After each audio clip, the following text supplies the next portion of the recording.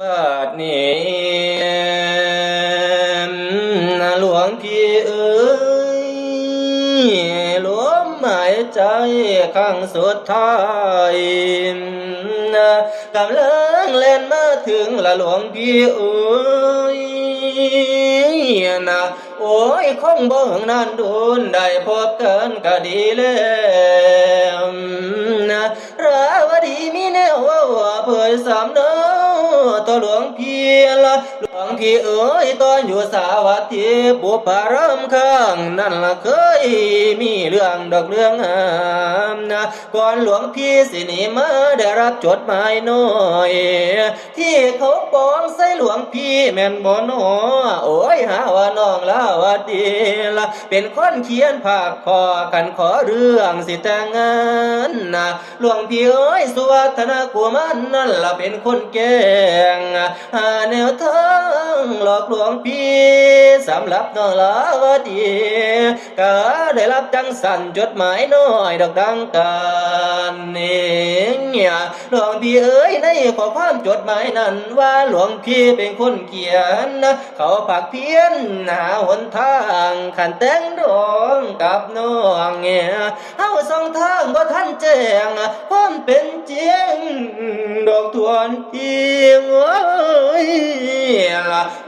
พี่เฝ้าหลักนี่ราวดีบ่ได้แกล้งพอไก่เยือนห่างสะอื้นนะหลวงพี่เอ้ยนับหลายวันพระเทงเยือนนางจึงบวชติดตามนะเดี๋ยวนี้สงครามลักได้พักลงแต่เพียงนี้นะอภัยแล้วดีบ้างนะมีกรรมคำขอละพอได้ก็บ่ได้มีแนวของดอกแลนควงหลวงพี่เอ้ยก่อนความรักสิเปิดกวางน้องแกงว่าเสียวเขาว่าแต่น้ำความจริงกันเรื่องจอมอนั้นนี่ละฉันก็เลยประจักษ์ว่าสวดนะธนากุมา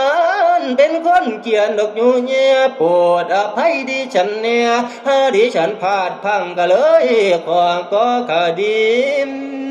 นะหลวงพี่เอ้ยคิดว่าในโนศาสตร์นี่เฮาได้หัวเพียงว่าจะน้อหลวงพี่หนูละโอ้ยลาวดีสิขอรักบ่อยู่ยืนไปได้นะสมหัวใจดิฉันแล้วแนวใดน้อยได้จำแจ้งละแถมรอยยิ้มฝากไว้อะไรล้นเลือนประเมินนะมอนทำท่านให้ฉันบ้างบัดตั้งตายสลายเรื่องละโปรดนำข่าวของนางไปบอกญาติพี่น้องเงี้ยละกันทั้งบ้านในเน้นเดิมให้ลาวดีนะคะหลวงพี่ลีลาวดีเอ้ยหลวงพี่ก็สินำข่าวเอาข่าวของเธอเนี่ยไปบอกญาติพี่น้องของเธอให้ฮู้จักเรื่องทุกสิ่งทุกอย่างหั่นล่ะลาวดีเอ้ยเธอบ่ต้องเป็นห่วงดอกลาวดีโอ้ยโอ้ย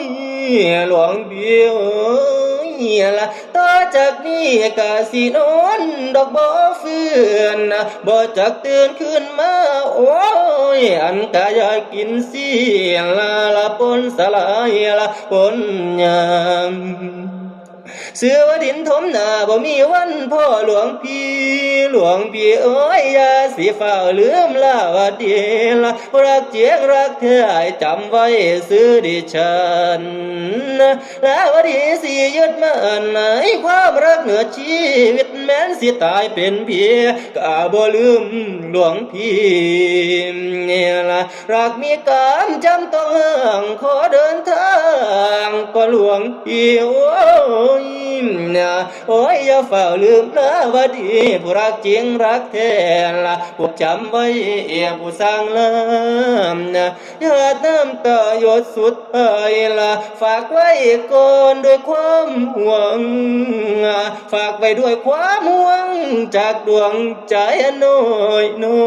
ยวิญญาณลอยออกจากร่างหลวงพี่เอ้ยจำต้องห่างบ่มีมือเสียนเต้าคือ นาสิตาขึ้น